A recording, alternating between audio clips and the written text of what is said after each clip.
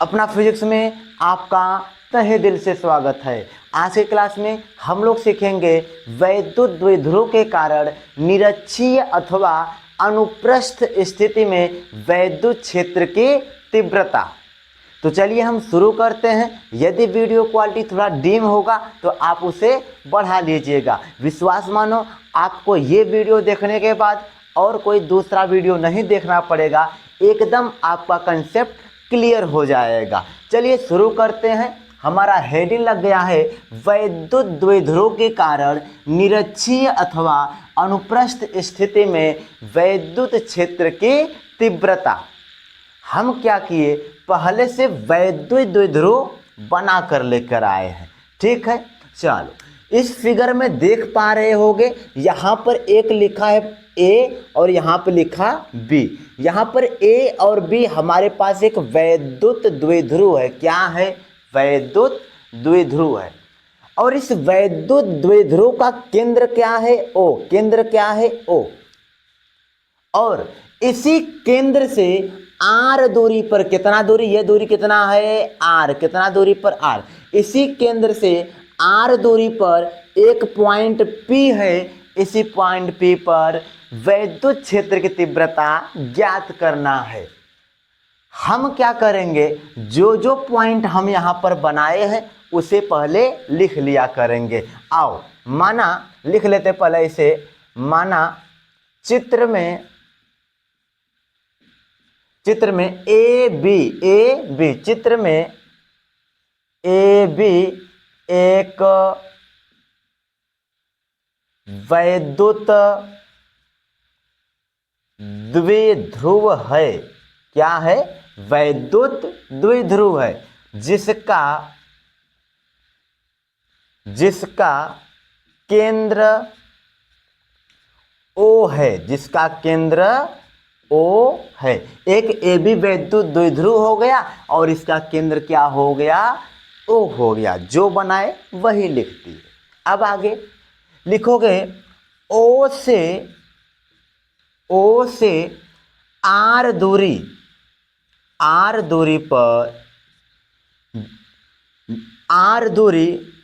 पर अक्षीय स्थिति, अच्छी नहीं, निरक्षीय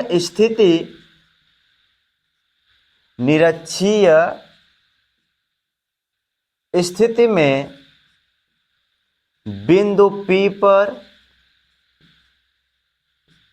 वैद्युत क्षेत्र की तीव्रता ज्ञात करना है।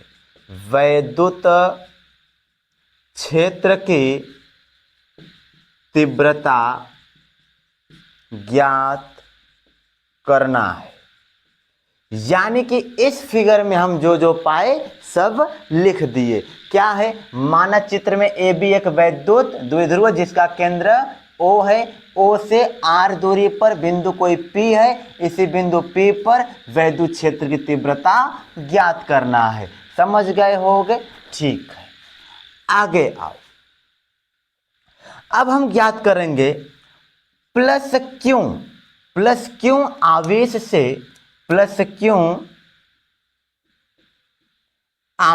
से बिंदु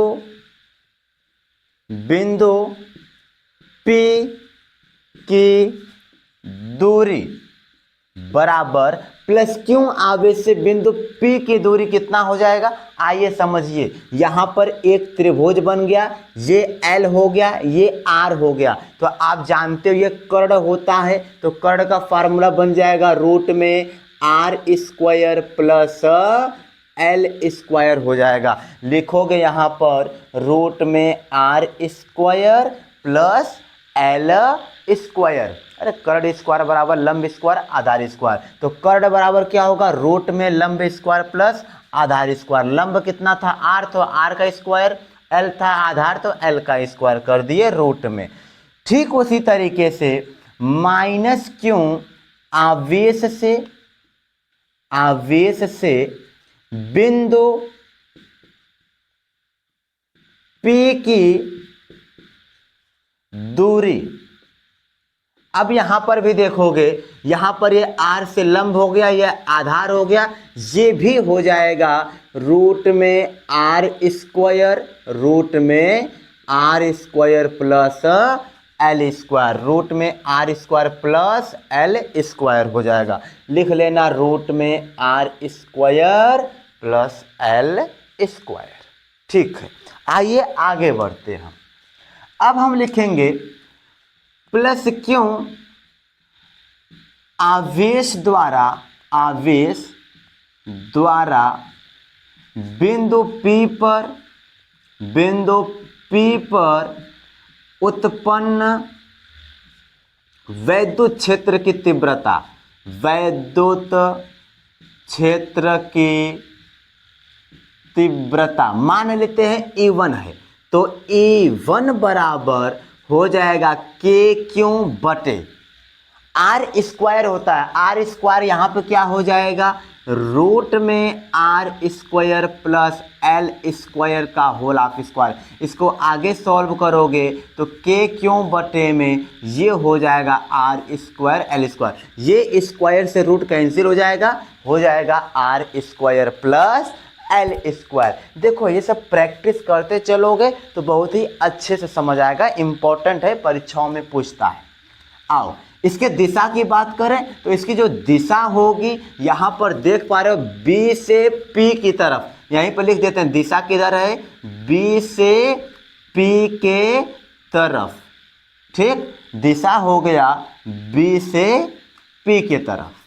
आ जाओ आगे, माइनस क्यों आवेश द्वारा, वही बात फिर से लिखो, बिंदु P पर उत्पन्न वैद्युत क्षेत्र की तीव्रता, वैद्युत क्षेत्र की तीव्रता, माइनस क्यों आवेश द्वारा बिंदु P पर उत्पन्न वैद्युत क्षेत्र की तीव्रता। इस माइनस क्यों आवेश के द्वारा आओ देखो, मान लेते हैं E2, तो E2 बराबर K क्यों बटे में, यहाँ पर भी हो जाएगा रूट में R square plus L square का होल ऑफ स्क्वायर। आगे सॉल्व करोगे तो ये हो जाएगा K क्यों बटे में, ये स्क्वायर से रूट कट जाएगा R square plus L square, और इसकी दिशा किधर की हो जाएगी, P से A की तरफ, P से A की या के तरफ। समझ गए होगे, प्लस क्यों की वजह से ज्ञात कर लिए और माइनस क्यों की वजह से बिंदु P पर वैद्युत क्षेत्र की तीव्रता हम ज्ञात कर लिए। अब क्या करेंगे हम लोग, इसके घटक ज्ञात करेंगे।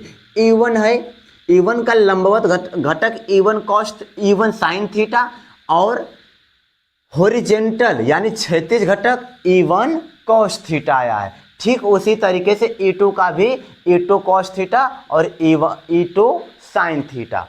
आगे देखोगे तो यहाँ पर लिखोगे E1 साइन थीटा एवं E2 साइन थीटा परिमाण में समान एवं दिशा में विपरीत हैं, अतः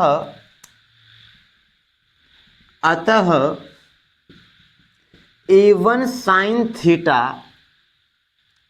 माइनस A2 साइन थीटा बराबर 0 हो जाएगा, यानी कि A1 और A2 मिलकर के पूरा क्या हो जाएगा, 0। या फिर कह सकते हो अतः ये एक दूसरे को निरस्त कर देंगे, ठीक। यानी E1 साइन थीटा ऊपर की तरफ, E2 साइन थीटा नीचे की तरफ, दोनों एक दूसरे को निरस्त कर देंगे। आइए अब हम ज्ञात करेंगे बिंदु P पर कुल वैद्युत क्षेत्र की तीव्रता कुल वैद्युत क्षेत्र तीव्रता मान लेते हैं हम लोग, इधर आप सॉल्व करेंगे ई बराबर, अब इन दोनों लोगों को हम जोड़ लेंगे E1 प्लस E2, ये हो जाएगा हमारा E1 प्लस इधर हो जाएगा E2। तो E बराबर E1 के जगह पे क्या रखेंगे हम, E1 cos theta plus E2 यहाँ पर cos थीटा रखाएगा।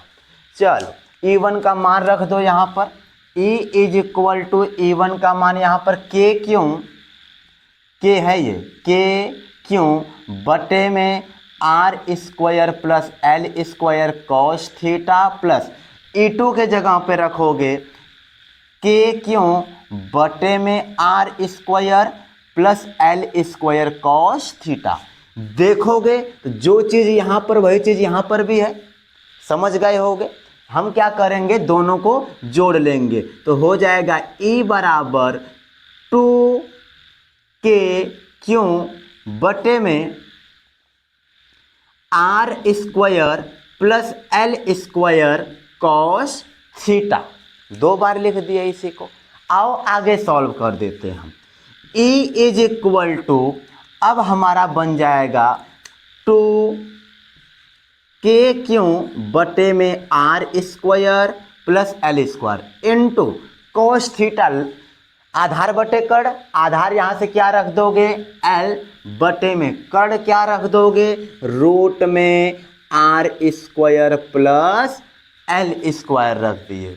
चलो आगे सॉल्व कर दो तो E is equal to 2K क्यों L हो गया, इतना करोगे, ये 2K क्यों L बटे में इसको लिखो R square plus L square के पावर में, ये हो गया 3/2। यहाँ पर ऐसा लिख सकते हो ना, इसके घात में 1 है, यहाँ पर 1.5 हो गया, आधा आधा और 1 मिलकर के 3/2 1.5 बन जाएगा। ठीक है, आगे सॉल्व करोगे E बराबर 2K क्यों L बटे में,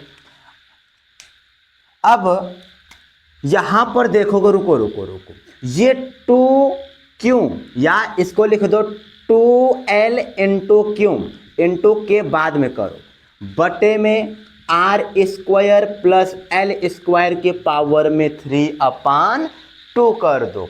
यहाँ पर देखो Q into 2L is equal to क्या बनता है P, तो लिखो यहाँ पर KP बटे में R square plus L square के पावर 3/2।